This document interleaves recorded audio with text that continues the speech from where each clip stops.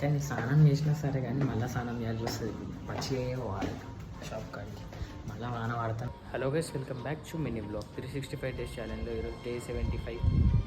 Morning లేచేసి వచ్చి prepare చేసుకొని వచ్చి తినేసిన తర్వాత బనానా తింటున్నాను. వాన ఇంకా అట్లనే పడుతుంది దాని నుంచి. ఇప్పుడు ఈ వానాన్ని జిమ్కి పోవాలి మనకు. అలా ఉంది ఫుల్. ప్లస్ మన బ్యాక్ ఇంకా బ్యాక్ ఇట్లా అనగానే బటర్ఫ్లై రావాలి. ఇట్లా ఏమంటుంది, ఇట్లా అనగానే బటర్ఫ్లై రావాలి. అయితే జిమ్కి అయితే వెళ్ళిపోయాం. జిమ్ కాడ కూడా లిఫ్ట్లో కూడా మొత్తం పచ్చి పచ్చి అయిపోయింది.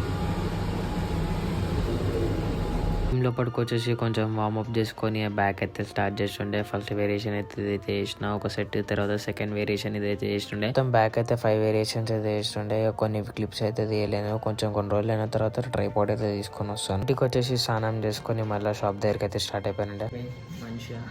కానీ స్నానం చేసినా సరే కానీ మళ్ళీ స్నానం చేయాల్సి వస్తుంది. పచ్చిగా పోవాలి షాప్ కాడికి, మళ్ళీ వాన వాడతానే ఉంటుంది. ఆగుతలేదు.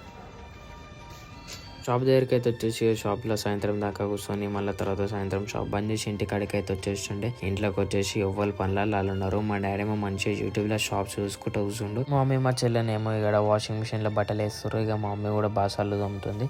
ఎవ్వరు పనులలో వాళ్ళు ఉండే. ఇక నేను కూడా బయటికి పోలేను, ఫుల్ వాన పడుతుంది అని చెప్పేసి వీడియో అయితే ఇప్పుడు ఎండ్ చేస్తున్నా. వీడియో నచ్చినట్టయితే లైక్ చేసుకొని, షేర్ చేసుకొని, సబ్స్క్రైబ్ అయితే చేసుకొని, మన ఇన్స్టాగ్రామ్ అకౌంట్ అయితే ఫాలో అయితే కొట్టేసుకొని. Bye bye.